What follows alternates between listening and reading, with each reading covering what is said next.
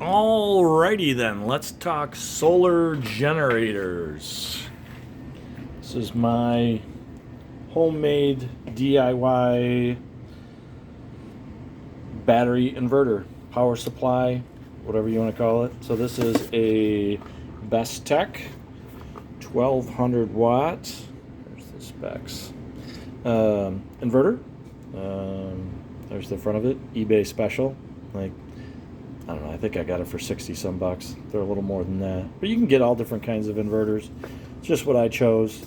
It's a square wave. It's not a real true sine wave, but it works for 99% of things out there.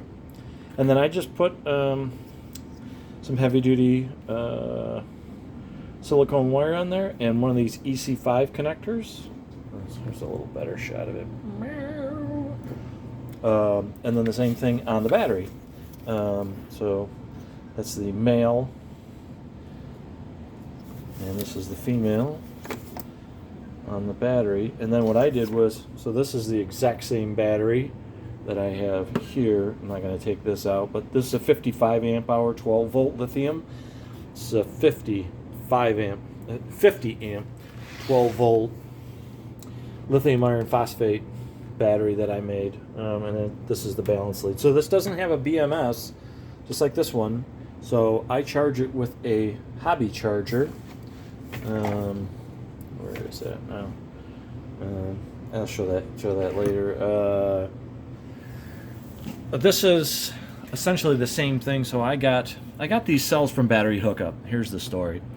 So I basically got two batteries for the price of one. These were like $2 a piece or something like that. So they're 5 amp hour, 3.2 volt cells. Put four of them together, makes 12 volt, or when they're fully charged, 14.4 volts. The 3.2 nominal. So I've got 10 of them in series. 4 in series, 10P, 10 parallel, 4S. And I just bought the nickel strip off of eBay, and see, I welded it. I bought one of these little cheap welders. There's a bunch of stuff you got to do to these to get them to work, but they do actually work if you beef up the lead traces, the solder traces inside of them, and then you add a capacitor. But there's videos on that. That's a totally different topic. Anyways, these cells did not test out, so I contacted Battery Warehouse or Battery Hookup, and they sent me 40 more cells.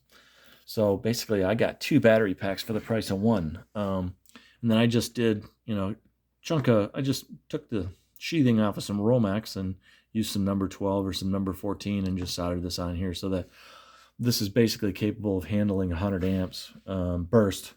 Can't pull 100 amps constant. This really won't handle it, but it takes a minute for it to get warm, but I don't really pull that kind of current out of it. That would be, if I pulled 100 amps out of this, that would be maxing out this inverter. It's a 1200 watt inverter. So you can build this for pretty cheap, I mean, the comparable units, I think I have less than 200 bucks on this, in this unit right here.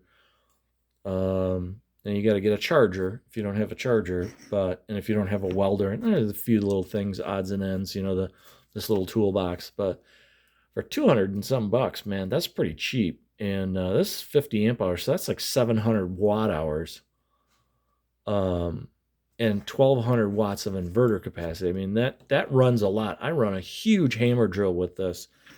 I'm an electrician by trade, so when I'm way out in the field and I got to run a ground bar or something, I can run a huge hammer drill. I can run any plug-in tool pretty much out there with no problems with this. And I don't have to string 200 feet of extension cord.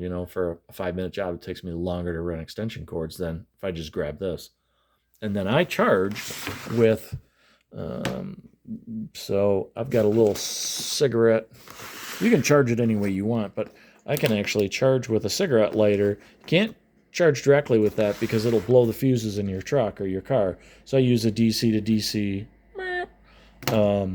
converter, and I haven't gotten this perfected yet. I kind of smoked one because there has to be like a 3 volt differential, I'm still trying to figure this out, but there's a multitude of ways to charge this battery. You can charge it at home, um, whatever. And I don't have a BMS because I want to be able to pull 100 or over 100 amps out of this. You could also use this as a jump pack. If you made a a alligator clip out of one of the connectors, you could actually use this as a jump pack to jump start your car or your truck, or there's a lot of inrush current though, so you got to be careful.